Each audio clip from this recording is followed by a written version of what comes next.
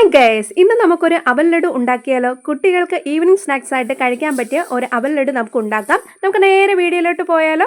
ഞാൻ എടുത്തിരിക്കുന്ന മട്ട അവലാണ്. കുറച്ച് മാത്രമേ എടുത്തുള്ളൂ. പ്രത്യേകിച്ച് അളവുകളൊന്നുമില്ല. ഇതൊരു ചട്ടിയിലിട്ട് നമുക്ക് നന്നായിട്ട് ക്രിസ്പി ആയിട്ട് വറുത്തെടുക്കാം.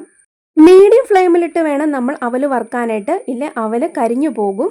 കുറച്ച് തേങ്ങ എടുത്തിട്ടുണ്ട്. നമുക്ക് ഈ അവലിലേക്ക് ഇട്ട് കൊടുക്കാം. എന്നിട്ട് ഇത് രണ്ടും കൂടെ ഒരുമിച്ച് നമുക്ക് നല്ല ക്രിസ്പി ആയിട്ട് വറുത്തെടുക്കാം.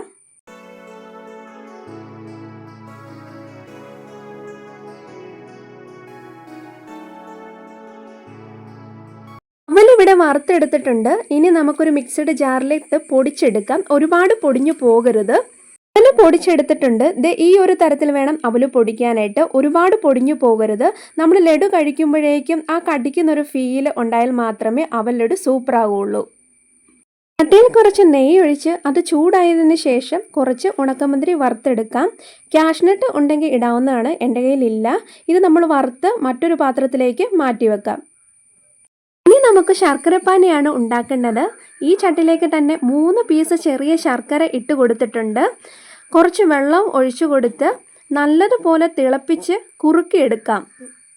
നല്ലതുപോലെ തിളച്ച് കുറുകി വന്നിട്ടുണ്ട്. ഇതിലേക്ക് നമ്മൾ പൊടിച്ച് വെച്ച അവല് ഇട്ട് കൊടുക്കാം. 3 മിനിറ്റ് നന്നായിട്ട് ഇളക്കി കൊടുക്കണം. ലോ ഫ്ലെയിമിൽ ആയിരിക്കണം. ശർക്കരയുടെ കളറ് കറുപ്പാണെങ്കിൽ ഈ ലഡും കറുത്ത കളറായിരിക്കണം. ഇല്ലെങ്കിൽ ഈ ഒരു കളറായിരിക്കും കിട്ടുക.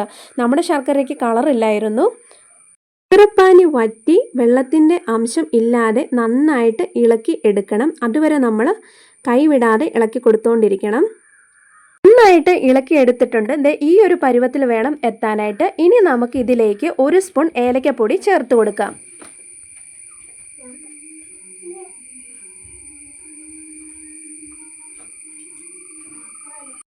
ഇതിലേക്ക് നമ്മൾ നേരത്തെ വറുത്ത് മാറ്റി വെച്ച ഉണക്കമുന്തിരി ഇട്ട് കൊടുക്കാം. അതിൻ്റെ കൂടെ തന്നെ നമ്മൾ നെയ്യ് ഉണ്ടായിരുന്നു. കുറച്ച് നെയ്യും കൂടെ അതിലേക്ക് ഒഴിച്ചു കൊടുക്കാം.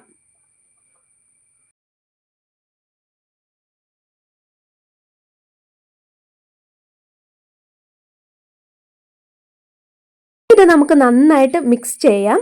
ഫ്ലെയിം ഓഫ് ചെയ്യാം. നല്ല ചൂടാണ്. കുറച്ച് ചൂട് മാറി കഴിയുമ്പോഴേക്കും ചെറു ചൂടോടെ നമുക്കിത് കയ്യിൽ ഇച്ചിരി നെയ്യ് പുരട്ടിയിട്ട് ഉരുട്ടി എടുക്കാം.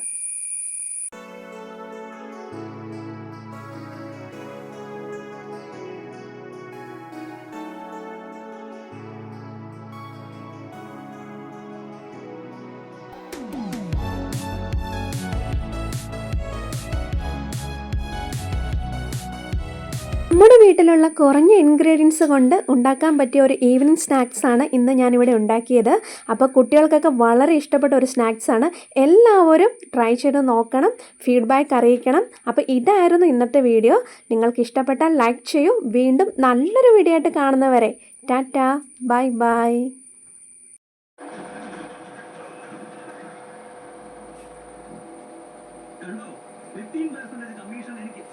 എങ്ങനെയുണ്ട് പൊന്നു? കൊള്ളാവോ?